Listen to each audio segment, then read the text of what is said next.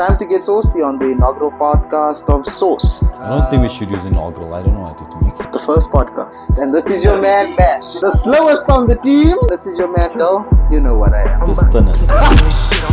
In your opinion, you feel like the sneaker culture is only for people with passion for shoes? I don't necessarily think that. Look, sneakers play in a big role design-wise, if I can say it like that. So I think it's deep-rooted in art. As cliche as it sounds, it's the truth. I mean, it's funny that you said passion because, like, I know from your perspective, you never got into the business. Like, everyone else is going to know us as resellers, but you never got into the business as what it is now because you had a passion for shoes. Yeah, it was more money. It was a money thing? Yeah, like everything. Strippers are expensive. Yeah, that's the lifestyle you had to live. No, I'm joking. I'm happily married. Happily married.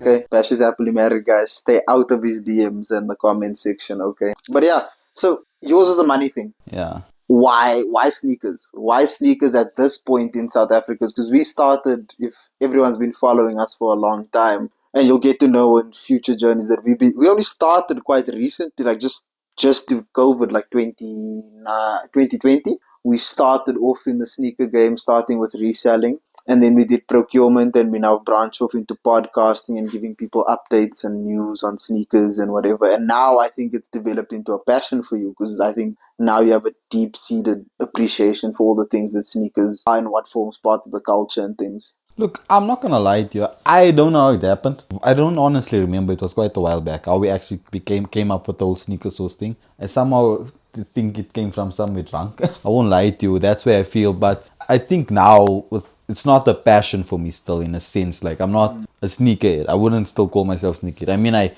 roll with pluckies after time. Yeah. Let me tell you where the thing started. So Masood was in the business with us. Me and Masood had this like harebrained idea. We want to start reselling sneakers. We saw the amount of money. Went to a couple of drops with Soodles, and I was like, geez, there's so much money. It's so limited to the sneakers you could get. And the prices that people were asking on the resale market for those sneakers was insane. And I think that's where it kind of brainstemmed for me to be like, this is a viable business option. Whereas before, like you, I wasn't really into like these hype sneakers or high heat sneakers and things. I wore what I thought was cool and I wore what I thought was comfortable. Yeah. I've not worn a fake.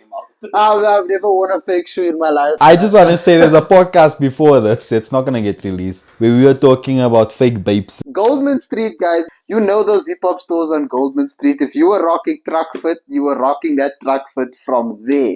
And as I need to hit you guys with the reality, as I was hit with reality, it's fake. It was fake. There was nothing for it. No one was dropping that type of merch this side. It was fake. They were selling fake Bape. They were selling fake Raiders gear. They were selling fake Yankees gear. It was it. But I think that's what drew a lot of people into the culture. Like, I think everybody started with at least one fake. Yeah, it's the truth. Let's be honest. Like, as a kid. Like, your mom and dad did not spend. Do you think to this day you could wear fake? No, it's just more a sort of respect I have now. A respect for the sneaker culture. You know, fakes kind of diminishes you thinking about the company losing their value. Let's be honest, so Nike doesn't really care. At the moment, I think they could do more on being able to, for us to verify sneakers, because reps are also becoming so good now that you can hardly tell the difference. But with sneakers, it's even worse now. So, in that vein, are you blaming Nike for this? Because a lot of people have this perception that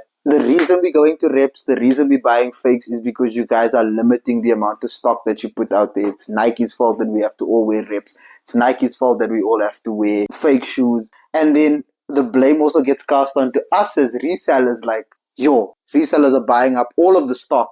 There's nothing for us. What other resort do we have? We're not paying those exorbitant prices that we know a lot of resellers do sell. And us in the same vein, like, we've sold a couple of shoes that retail was like for 4K, but we sold it for like 20. In that vein, I do understand, but from my perspective as a reseller, it's a business. Look, for me, it's not the sense where the limit Nike's putting on, because at the end of the day, the limit's what makes a shoe. You know what I'm saying? The more limited a pair, the better it is. I think that the pair would still be the same. It would still be as good of a shoe if it had a million pairs out there. Look at Air Force Ones. There are thousands of Air Force Ones out there, but they still sell out. Staple shoe in everybody's, and it's still a high value shoe to people because people are still rocking, still timeless type of shoe. We see that in the same vein. As much as people hate pandas, as much as people hated the old school Vans, I put this out there. The old school Vans, one of the greatest shoes to release of all time. It needs to be in everybody's top, like Okay, let me ask you this. If someone offered you a Travis and someone offered you an Air Force, which one are you taking? the Travis, because I'm in the culture. No, but just again, okay, even if you didn't know the culture, the Travis only has 100,000 pairs released worldwide, whatever it may be. What makes it so special? Yes, it's perceived value. It's the truth. Everything's perceived value. You know what I'm saying? Everything in on a whole is perceived value. Let's say the limited amount of pairs makes it worth getting. If everyone had the pair, it wouldn't really be that big in the game. You know what I'm saying? And I get that. I get that 100%. But I think that still it still harps on people that if you just released more of these pairs, all of us could get it and we won't have to resort to fakes. So you feel like it's tough luck if you don't get the pair that you want. It's the same vein as like not everybody is going to afford a Rolex. Yeah, it's the truth. You know, you can't make everything accessible, as bad as it sounds. If everything becomes accessible, you lose the value in it. If you knew you'd live forever, you wouldn't really care much about your life. But the limited amount of time you have makes it valuable. 100%. I do get that. I get that 100%. I get that. In that same vein, where do we draw the line between people saying then resellers like we're gonna give you the good and the bad about resellers. Yeah, link in the bio. Sneaker source. Best prices in the market. But in that same vein, where do you stand with people coming at us as resellers and saying now we're gatekeeping the culture? Like, because a lot of the time, you've said it yourself, a lot of resellers, and we know a lot of resellers that don't like to wear high heat pairs. Resellers don't like to go out, show out, and just wear high heat clothing. If you're buying up all of these things, you're gatekeeping the culture from a lot of people that want to get into the culture. So where do you find yourself like that? Look, I don't think it's gatekeeping in a sense. What you need to understand also when it comes to sneakers specifically, just how when it comes to vintage cars, people reselling and all those things, the value increases. It's resellers at the end of the day, Nike can hate on them. We're the ones that make the culture so big. You know, because you can't get it all the time, we're the ones that making the culture big. We're not gatekeeping, we're actually increasing values of pairs. We understand the market better than Nikes do themselves, let's be honest. So when we do these things, you know, like we buy out all these certain pairs, we know value and it's gonna shoot up, but that at the same time also brings the hype because like I want it but I can't get it. If you could just get every pair, it wouldn't be the same. I 100% get that, and I think that's where Nike needs to. I know they won't, but I think they do low key show some appreciation to resellers in the vein that we kind of set the tone for the culture. And we've seen that, we've shown that long before dunks were a thing, resellers started stockpiling these dunks and making them very limited. And you know, we saw trends in the culture, like we saw Travis Scott with the Preisleys. And as soon as I saw Travis Scott wear those Preisleys, and I was like, yo, this is gonna drop on Nike and it's gonna sell out. We need to get our hands on these Preisleys. We didn't. In that vein, I think resellers kind of jump starts the hype to specific shoes. But I mean, it's, people also need to stop thinking reselling specifically shoes. I've seen some weird things in the group. Like I think there was a reselling for some famous girl's panties or something like that. I have it in my cupboard now. No, I'm joking. I'm not joking. Yeah, but there's been like... I just need to know. Shout out to the name if you know which famous. No, I don't know who it... I can't remember who it was. I just bought it. I'm joking. My thing is like this reselling for everything. It's not just one thing. And I feel like people are more mad because I feel like sneakers, and especially like streetwear sneakers, touch a lot of people's hearts because it was something that was accessible to everyone, and it was something that made your style very unique. Why do you think it's touching people's hearts? Like I said, it was something that was very accessible for a large group of people, and was something that made their style. They could style themselves up and be very unique. Like Jordans was something that you could wear that made you feel like you were represented in your culture by like Michael Jordan. The same way with Dunks. Dunks started off as like skate shoes, and all of these things would help represent your culture. And I feel like a lot of people in the game also just go for, they don't understand the entire aesthetic, the culture behind the shoes that they're wearing. Especially with Dunks. Like, it might be a sore spot for skaters, but not everybody plays basketball and wears Jordans. Like, I'm like 5'7" and I'm wearing Jordan. So the minimalistic thing I really like. I like that it's part of the culture now, and I think it's cool. But do you ever want to go back to that like high piece and loud colors and big outfits and expressing yourself and just... Do you think we had a more expressive culture back then? I think you get two separate. I still see the loudness, and then I still see the subtleness. I think it's just different type of cultures with different pockets within the culture. You get the loud guy, the guys that just go extravagant. I mean, when you see them, this guy is all about fashion, and you get the other guys minimalistic. Dress nice, wearing, you can see it's quality clothing, whatever it may be. So you do get those two types of people. The fashion culture we have in South Africa, a resurgent and like a rebirth of like the Pansula culture, of making do with what you have. South African, like we all have like a very South African culture. You know what I'm saying? Where it's Yeah, and I mean at the end of the day, proud South African. We're not the imitation of anything. I mean, if you look at the artists, I think we were talking earlier about Tyler. She brings, and what's nice about it is the fact that she's still South African. She doesn't change her accent. The whole country supports her. Let's be honest, even if she made a whack song, like the song was just boring, we'd still listen to it. I don't think so. South Africans are very picky with their music.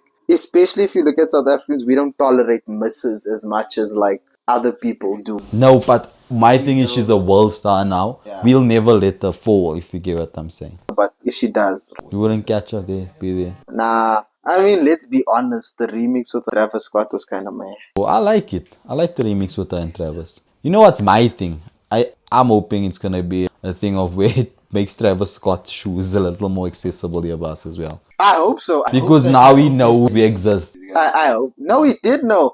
I was at the Travis Scott concert.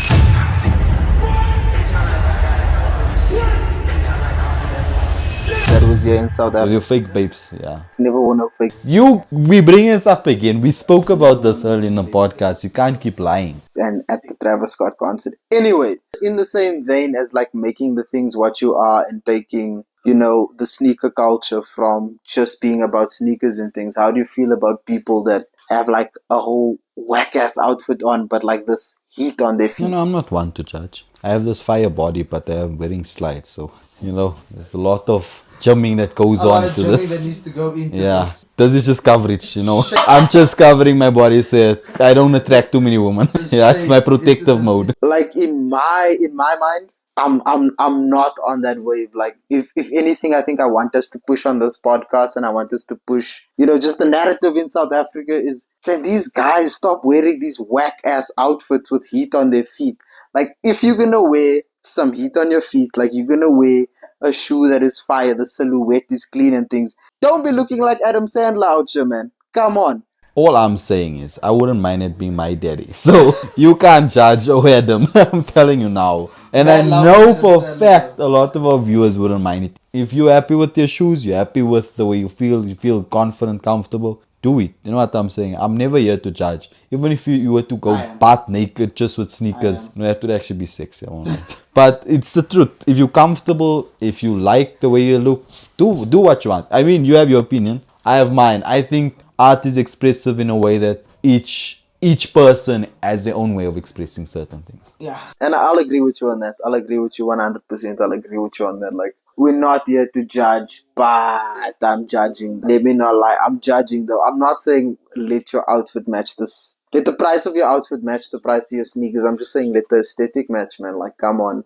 You're saying put more effort in. Put more effort into your whole outfit. Like, don't be thinking your shoes are gonna carry you throughout, because we've seen it at drops, we've seen it like in the reselling community, we've seen it in the sneaker culture. You get these guys that get a fire pair of shoes but don't know how to dress, and it's just off-putting. You say it about me, so yeah, the next podcast we're gonna get this down. It's you. I'm not gonna lie, it's you. That's why I don't wear shoes anymore. I'm on the plug. It's actually tearing, even though it is a thing. It is a thing, like not matching the aesthetic with the shoes that you're wearing. I feel is very disrespectful to the shoe, very disrespectful to the silhouette.